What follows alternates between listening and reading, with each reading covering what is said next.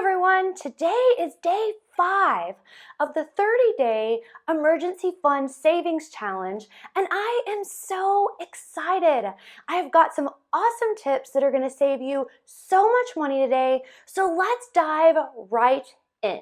Hey everyone, this is Lauren Mack with Hacking the Rat Race, and I would love for you to hit the like button and subscribe so you don't miss any more videos on money, saving, and investing, and especially not the next videos coming up in this 30-day challenge, because I want you to crush your goal of saving $500 in 30 days. So today we are going to jump right in, and for today we are going to save $7.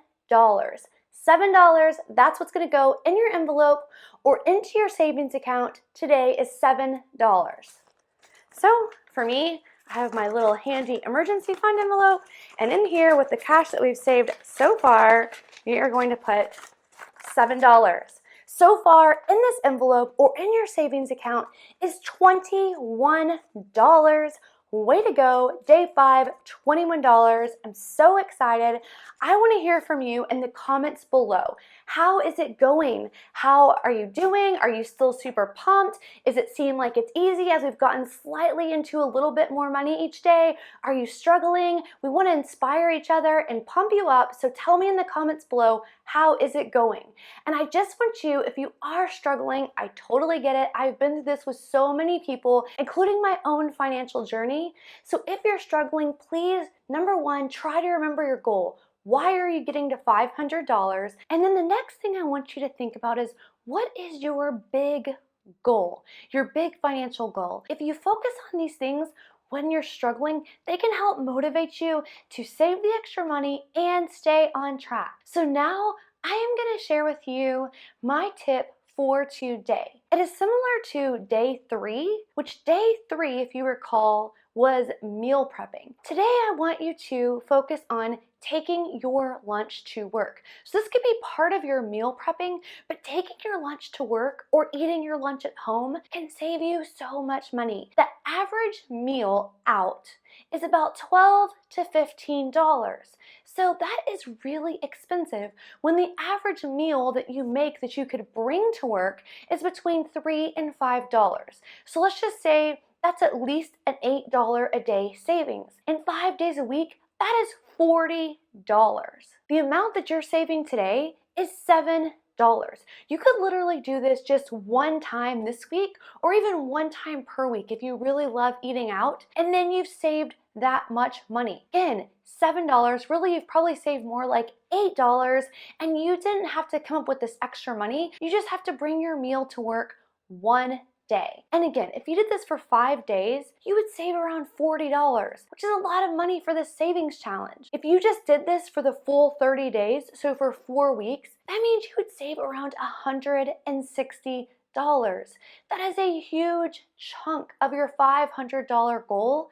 And again, you're just substituting bringing your lunch for going out and getting lunch. And again, it saves you more time, it makes you less stressed, and you're even saving more money on gas. And here's the other thing. If you don't like lunch food, because for me in particular, I'm not too crazy about sandwiches and chips. I just don't really like it that much. But I also don't want to eat out because I am a huge saver. So what I do is I just make extra food at dinner. And this is awesome because normally I try to make really good meals, and then it just stretches to one more meal, and I don't have to eat your traditional lunch food. I can eat whatever I had for dinner, and generally that can end up saving more money because you're taking that meal and you're stretching it a little farther. And also, if you want to make different meals more often, especially if you're a single person, this is a great way to basically have a meal for 2. You have it for dinner, you have it for lunch. It makes those ingredients go further, and will also cut down on the food you throw away, which I also mentioned on day 3, which can be about $31 a person. So my tip for today is to bring your lunch to work at least one day. That covers the money for today. So again, you're not having to pull extra money out of your pocket. If you really want to get hardcore and get to this goal, maybe you're worried as the days go on and the amount goes up a little by little by little, then this is a way to pretty much negate some of those days by simply changing one habit of, instead of going out to lunch, bringing your lunch. But now you might be thinking, That's great, Lauren, but I have to get out of the office. I mean, I have to get out of the office. I can't stay here and eat lunch. I totally get that.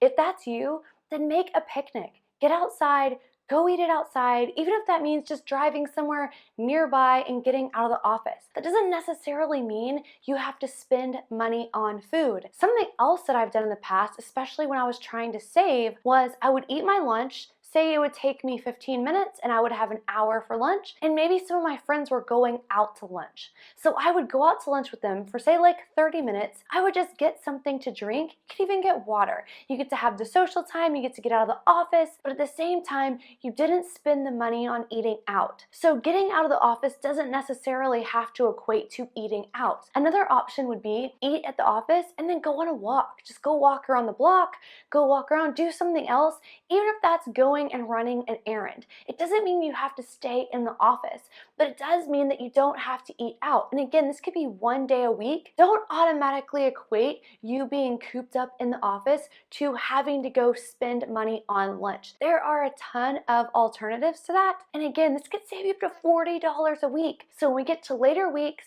and you're kind of stressed, you could have that money saved up so you can put it towards those days. Thank you so much for watching this. Please hit the like button. It costs you nothing and it does so much for this channel. And don't forget to subscribe so you don't miss more videos on money, saving, and investing, and you don't miss the future videos on the 30-day emergency fund savings challenge. Again, thank you so much, and I will see you in the next video.